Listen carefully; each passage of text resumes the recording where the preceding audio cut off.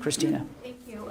Can you confirm that no Americans have been killed since August 14th? And if there is any American killed through August 31st, how would that be announced? Are you talking about American soldiers, troops? Any American? No, there have been no U.S. troops killed since the 14th, and we only know of one minor injury. I know of no American citizens who have been killed on this, so I don't know of any. Now, and we don't have perfect visibility into everything going on in Kabul, but we know of no American casualties. And then just one more question.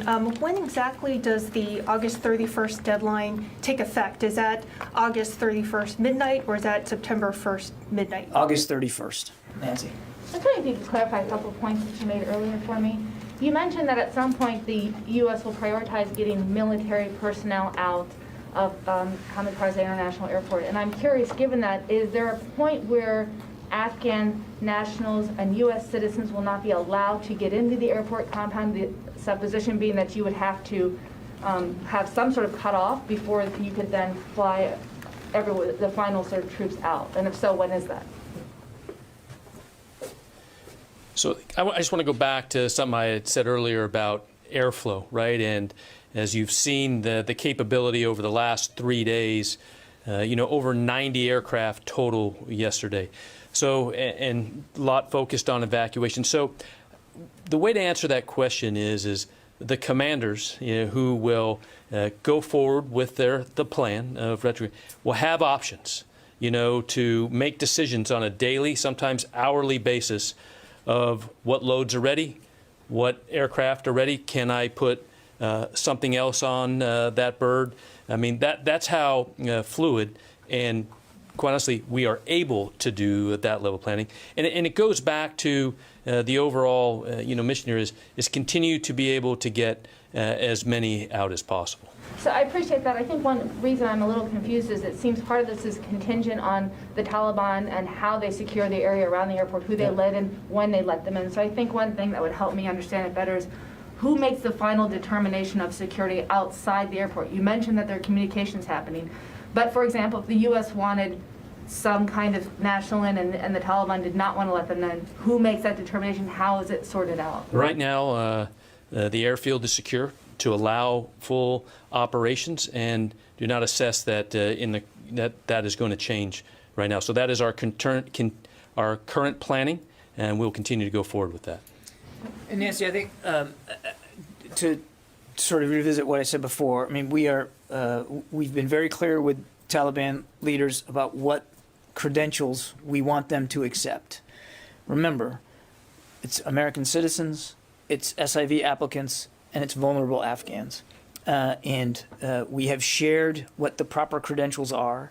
And by and large, not saying it's been perfect, but by and large, the people that we have made clear to the Taliban that we want to have access through the checkpoints have been able to get through, by and large, again, with caveats.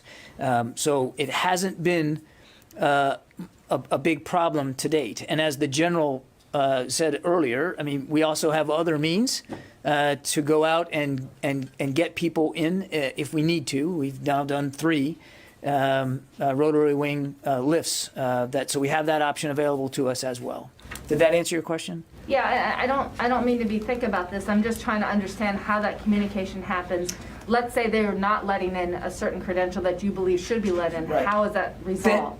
Good question. And what would happen is the commanders on the ground would, if that was brought to their attention, and this has actually happened. This isn't notional. When we have reports that somebody who is properly credentialed is not being let in, or maybe they're family members, but they have proper credentials, we are making that clear to the Taliban leaders that nope, they are appropriate. You do need to let them in. And again, there's been a little give and take, and it's. I think it was Nazira who mentioned this earlier. I mean, not every checkpoint is manned in the same way and by the same individuals as every other one, and so there's variances at some of these checkpoints in terms of how the word has gotten down and how much the Taliban manning the checkpoint are are following the dictates of their commanders. So that's why it's a constant communication on the ground with them to keep that flow going as much as possible. But yes, there are stops and starts. There are hurdles that have to be overcome almost on any given day. But really, it's a credit to the commanders on the ground there that they are continuing to have these conversations. Now, did that get at it better? Yeah. Okay. Thanks. All right. Jenny. Thank you, John. Thank you very much. The South Korean government is operating a military aircraft transfer operation to receive the Afghanistan refugees in South Korea. We will arrive tomorrow. Okay. As you know that North Korea support the Taliban, and we know that in the past, the North Korea and Taliban, they conducted a special training together. Then what kind of United States monitoring about North Korea, which poses a security threat? Do you want to take it? First of all, as we talk about the Republic of Korea's support to airlift, obviously we, as I said earlier, are extremely grateful for their contribution to increase our outflow. Throughout the world, as we talk about North Korea and all that, all of our combat commands, specifically PACOM, are always diligent in, watching in their mission of ensuring, keeping awareness of any type of thing North Korea is doing. So once again, we're very grateful and thankful for Republic of Korea support and helping us. Do you have any contingency plan for anything happening in the Korean Peninsula during this, Indo-PACOM's mission remains unchanged and steadfast. Thank you. Yeah. I need to go to the phones again some more. Tony Capaccio. Hey, John, two quick questions. Jen Psaki yesterday said that this evacuation is on track to be the largest in U.S. history, the largest airlift in U.S. history. The numbers you applied so far, it's like 88,000, I think you've said, have been evacuated. So are you pretty confident that you will be able to best the Operation Frequent Wind 1975 Saigon evacuation, where 131,000 people were evacuated by air and sea? We're not competing with history, Tony. We're trying to get as many people out as we can, as fast as we can, and when it's all said and done, we'll take a look at what we were able to accomplish. But this isn't about trying to beat some sort of historical record. I will only add that at 88,000 in the course of just a week and a half is no small feat, and you've seen us over the last 3 days alone exceed what we thought was going to be a maximum capacity. We certainly would like to keep that going for as long as possible. Let me go back to the phones, and then Sylvia, I'll get to you, I promise. Stephen Losey. Yes, thank you. Can you tell me if all SIV holders who have made it onto the airport grounds with valid papers are going to be able to make it onto flights?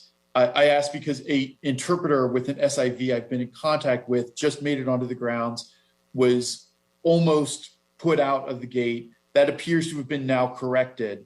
But will this interpreter and other SIV holders who are on the grounds be able to fly out before the deadline is over? Yes. Sylvie.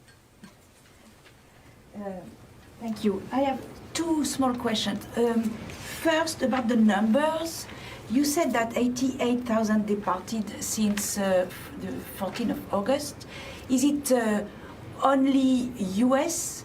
flight? So if it's not only U.S. flight, how many were evacuated by U.S. flights? That's the first Total question. number? Yes. Yeah, right at around 58,000 to 60,000. Okay, thank you.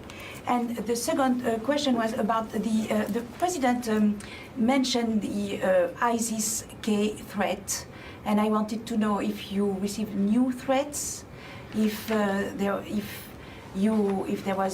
is an immediate danger at the gates, or if it's a threat in general that you have known for a long time? Yeah, so as we talk about, we won't go into specific intelligence, collection, those pieces, but there, we know, as previously reported, there is a threat. This has been a dangerous place that has had threats by ISIS, and we continue to ensure that we collect and keep the force protection to the highest levels possible to ensure that we're able to continue evacuation operations. So you won't confirm new threats?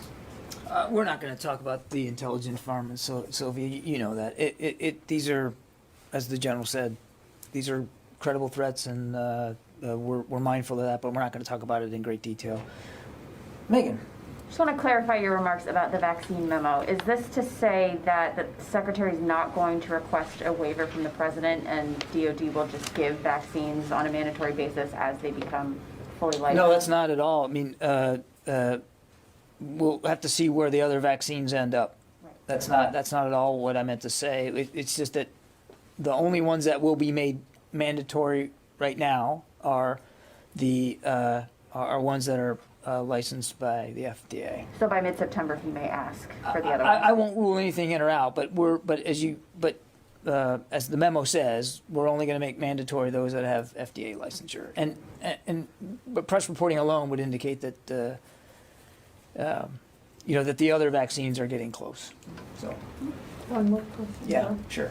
Yes. Well, how is the relationship between US and Taliban? Do you think that Pakistan should play a role to make a good relationship? Because as long as I heard from Taliban spokesperson, you guys have no good relationship, right? Because they prevented civilian to leave Afghanistan. Do you think that still Pakistan has role? Which role play Pakistan? All of Afghanistan's neighbors can play a role here, and we hope that they do, a constructive role in Afghanistan's future. And Pakistan certainly, I would think, would figure largely into that calculus. As we talked about, there's the safe havens along that border remain a problem. We've been very honest and candid with Pakistani leaders about the importance of not allowing that, and you would want to believe that they also share that sense of urgency because they too are the victims of terrorist attacks that emanate from there. So they should, and I suspect that they will want to play a significant role going forward, and we would just ask for them and for any country, any neighboring country, to make that as constructive as possible. In the back there. Thank you. What % of the forces aren't vaccinated yet, and when will they have to be vaccinated by? So on the active duty force, 68% is fully vaccinated, and we estimate that just over 76% have at least one dose. I can break this down by the services, and this would include Guard and Reserves in these figures. For the Army, 40% fully vaccinated, with 57% with one dose. For the Marine Corps, 53% fully vaccinated, 60% with one dose. For the Navy, 73% fully vaccinated, 79% with at least one dose. And for the Air Force, which includes Space Force, that's 57% fully vaccinated, 64% with one dose. The Secretary has made clear his expectation to the military departments that he wants them to move with some alacrity here and get the force fully vaccinated as fast as possible. If you look in his memo, you'll also see that he tasked them to regularly update the Deputy Secretary on a very frequent basis on how they're moving out to achieve those goals. Right now, this mandatory vaccine will just be Pfizer, and then we'll see where it goes with the other licensures. John, will you be mandating vaccines for any of the Afghan refugees who come into the United States and are brought here by the U.S. military? I'm going to leave that question to the State Department, but there's COVID screening being done at each stop along the way, and again, I think that's a better question for the State Department. You just said that any SIV holders that come to the gate would be let onto a flight, but we're just getting real-time reports from Abbey Gate that Marines are turning away SIV holders and turning them away. Can you clarify, are Marines supposed to be turning away those with SIV papers or with authorization to come onto the airport? Have they closed down Abbey Gate? I'm going to let the general take that question. The question that was posed to me by, I think it was Stephen, was if you have SIV credentials and you're at the field, if you're on the airport, will you be able to get off? And the answer is yes. But I'll let the general take. So, obviously I can't speak to that, absolute real time to the second report. The guidance still remains is those that have the proper paperwork and are safely at the gates is to bring them in and to process them. So I can't speak to that specific, report there.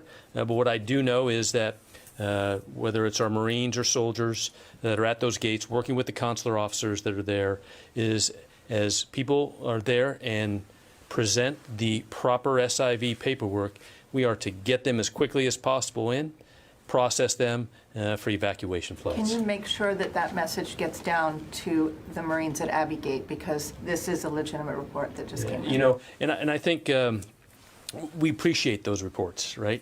And I just know as I have talked to the commanders, they are using a lot of time, and it's good and well report to ensure they get this information and put it out throughout the entire force.